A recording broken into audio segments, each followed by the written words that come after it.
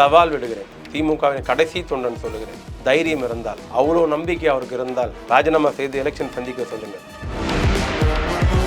இன்னைக்கு சிங்கப்பெண் திறப்பு விழா துவக்க விழா வச்சிருந்தாராம். அது ரத்தாயிடுச்சு. எதனால? ரத்து 91 96 ஜெயலலிதா ஆட்சி எப்படி இருந்ததோ அதே போல் தான் அந்த ஆட்சி இருக்கும். காவல்துறை காட்டு தர்பார் நடக்கும். இன்னும் 2-3 மாசம் கழிச்சு பாருங்க, தாண்டோனித்தனமான ஆட்சி நடக்கும். தான் வைத்தது சட்டம் என்று நடக்கும். எனக்கு பெரிய ஆச்சரியமே என்னன்னா, எதுவும் நடக்க போகுது அது மட்டும் தெரியுது. எல்லாத்தையும் அமித்ஷா அமைதியாக வேடிக்கை பார்க்குறாரு. அமித்ஷாவுடைய அமைதி எதுவும் நடக்க போகுது, ஆனால் அது யாருக்கு சாதகம் தான் தெரியல. எண்ணிக்கையில் 30 அதிகம். இது மாபெரும் வெற்றியோ ஆட்சி மாற்றமோ ஆட்சியை கைப்பற்றதோ நடக்கல. கலைஞர் 2006 98 எம்பிகளை வச்சு ஆட்சி நடத்தினாரு. ஒரு கட்சியை உடைச்சாரா? இல்ல தொடவே டாக்டர் வேலைக்கு வாங்கினாரா? அதுதான் ஒரு அரசியல் தலைவருக்கான அழகு. Periyar Maniamai Institute of Science and Technology, Tanjavur. ECE with specialization in AI and ML, IoT, robotics and industrial automation. ஆச்சி மசாலா. எந்த சமையலும் ருசி தேடும் ரகசியம் 20 ரூபாய். உலக தமிழர்களுக்கு வணக்கம். இது கிங் டிவி. இன்றைய நிகழ்வில் நம்மோடு திராவிட முன்னேற்ற கழகத்திலிருந்து செய்தி தொடர்பாளர் திரு சேதி சாதிக் இணைகிறார். சார் வணக்கம். சார் வணக்கம். ஆட்சிக்கு எதிராக அவதூறு பரப்பக்கூடாது, பேசக்கூடாதுன்னு சில சமூக வலைத்தளங்கள் மேல கடுமையான நடவடிக்கை எடுக்கப்படுறது. நீங்க ஜனநாயகவாதி சார், அதெல்லாம் பாத்தீங்களா? நீங்களா ஜனநாயகம். 3 நாள் முன்னாடி முக்தார் காணாம போனார். அதெல்லாம் இதெல்லாம் நடக்கும். இன்னும் 91 96 ஜெயலலிதா ஆட்சி எப்படி இருந்ததோ அதே போல் தான் அந்த ஆட்சி இருக்கும். இன்னைக்கு இந்த ஆண்டு இந்த தேதி இந்த நேரத்தை குறித்து வைத்துக் கொள்ளுங்கள். காவல்துறை காட்டு தர்பார் நடக்கும். இன்னும் 2-3 மாசம் கழிச்சு பாருங்க, தாண்டோனித்தனமான ஆட்சி நடக்கும். தான் வைத்தது சட்டம் என்று நடக்கும். கூடையே அண்ணன் திரும்ப இருக்காரு, அவர் விட்டுருவாரு. இப்ப நீங்க சொன்னீங்களா கடிவாளத்து அண்ணன் திரும்ப பிடிச்சி, நீங்க இப்ப சொன்னீங்களா 10 எம்எல்ஏ வராங்கன்ட்டு. வந்துட்டா திருமாவளவனுடைய கம்யூனிஸ்டுடைய அங்க முக்கியத்துவம் குறைக்கப்படும். இல்ல தவறு நடக்கிறத திரும்ப விரும்புவாரான்ற அவரு கூட இருக்காரு இல்லையா? வெளியிலிருந்து அறிக்கை விட முடியும். 5 அதிமுக உறுப்பினரை சேர்த்தது ஜனநாயக விரோதம், அப்பட்டமான விதிமீறல். திருமாவளவன் சொன்னார். இது வரைக்கும் தாவேக்கான ரியாக்ஷன் வந்திருக்கா? இல்லைண்ணே. கம்யூனிஸ்ட் சண்முகம் சொன்னாரு ஏற்புடையது அல்லன்ட்டு. நீ ஏத்துக்கனா ஏத்துக்கல, எனக்கு என்ன சும்மா தானே உட்காந்துனுங்கிறான். அப்புறம் முக்தார் நடுவழி குடும்பத்தோடு கடத்தப்பட்டதை எத்தனை திருமாவளவனும் சண்முகமும் வீரபாண்டியனும் கண்டித்தார்கள்.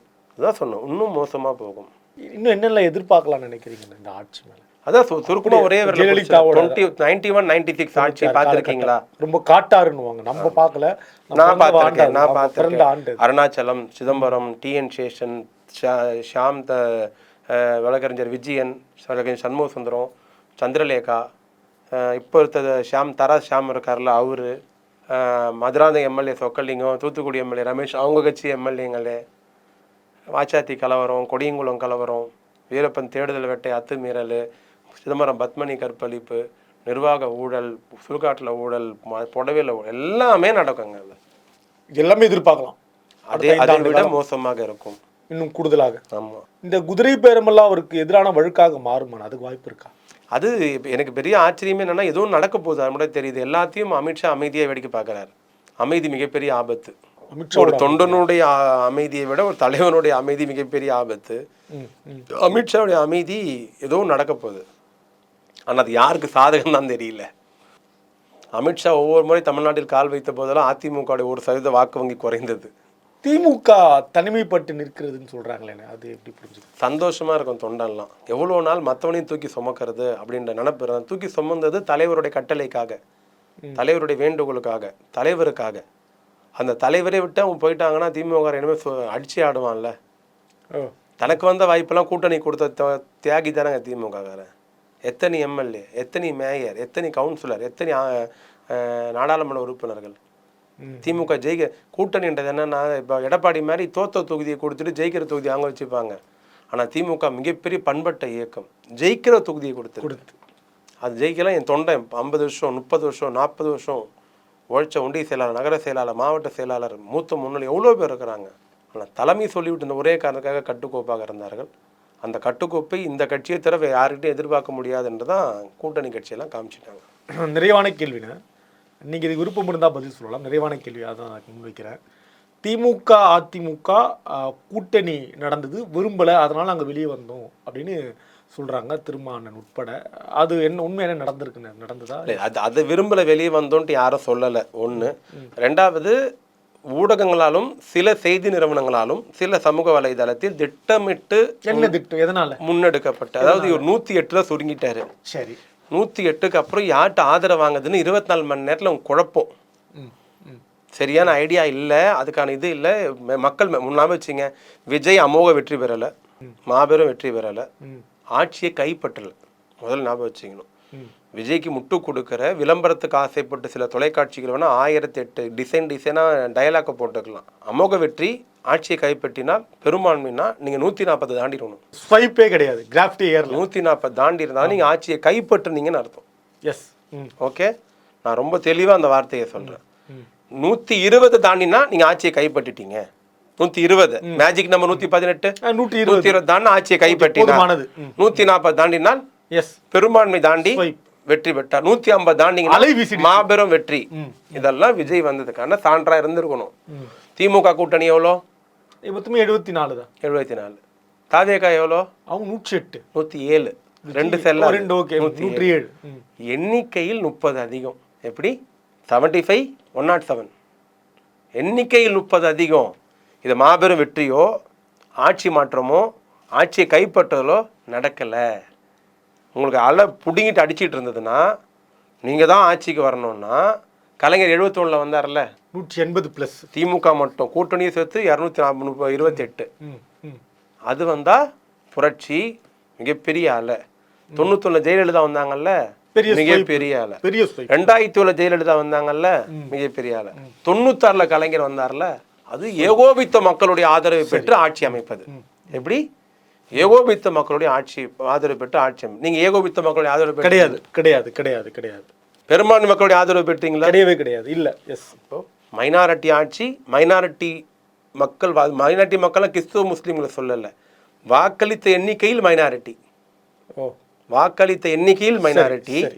உடனே ஒரு சொல்லிட்டார், கலைஞர் பேசுற டைலாக சொல்லிட்டார். ஆமாம், இது மைனாரிட்டி அரசு தான். யாரும் எழுதி கொடுத்துருப்பாங்க பக்கத்துல, கலைஞர் டைலாக் அது. ஆமாம், இது மைனாரிட்டி அரசு தான். இதெல்லாம் எங்க தலைவர் முதல்ல பேசினது. சூத்திரர்களுக்கான அரசு தான், நாலாந்தர அரசு தான். ஹெக்டே கேள்வி கேட்ட பொழுது, ஆமா இது நாலாந்தர அரசு தான், தாழ்த்தப்பட்ட பிற்பட்ட மிகவும் பிற்பட்ட அதுக்கு சூத்திரர்களுக்கான அரசு அப்படின்னு அவர் சொன்னாரு. இது யாரோ அன்னைக்கு அது பக்கத்துல எவனோ ஒரு இருந்திருக்கான், அடிக்கடி அது ஒண்ணு. ஆமா, இது மைனாரிட்டி அரசு தான், மைனாரிட்டி அரசு தான். கலைஞர் 2006 98 எம்பிகளை வச்சு ஆட்சி நடத்தினாரு. ஒரு கட்சியை உடைச்சாரா?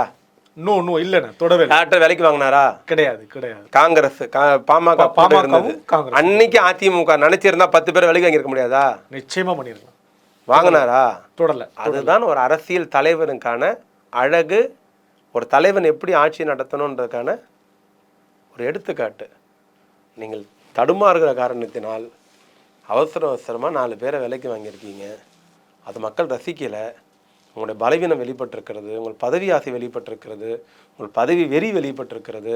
நீங்களும் அமித்ஷாவை போல் அதிகாரத்துக்காக எதை வேண்டுமானாலும் செய்வீர்கள் என்பதை இந்த சம்பவம் எடுத்து காட்டுகிறது. இன்னைக்கு தேர்தல் வச்சாலும் அண்ணன் ஜெயிக்கிறது உறுதி. சவால் 200 அடிச்சிருவாரு அப்படின்னு சவால் விடுகிறேன். திமுகவின் கடைசி தொண்டன் சொல்லுகிறேன்.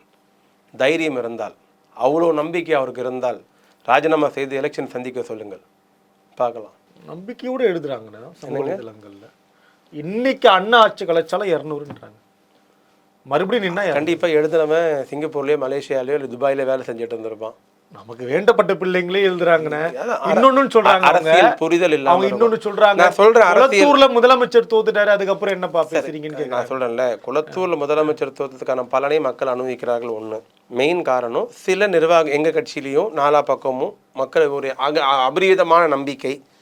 எல்லா தொலைக்காட்சியிலும் பத்திரிகைகளும் சொன்னது மீண்டும் ஸ்டாலின் அப்படின்ட்டு. அதன் மீது இருந்த ஒரு ஒரு சின்ன என்ன சொல்றது, நம்ம தான் அப்படின்ற மாதிரி மெத்தனம் கூட வச்சுக்கலாம், அப்படி போனது. ஓகே, இன்னைக்கு இந்த 20 நாளில் 200 இடத்துல மறியல் நடந்திருக்கு.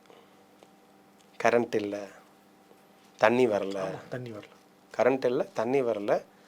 கிளம்பாக்கத்தில் பஸ்க்கு பிரச்சனை, ஓகேவா, பாலியல் பிரச்சனைகள் எல்லாம். முதலமைச்சர் தொகுதியிலே கஞ்சா போதையில சண்டை.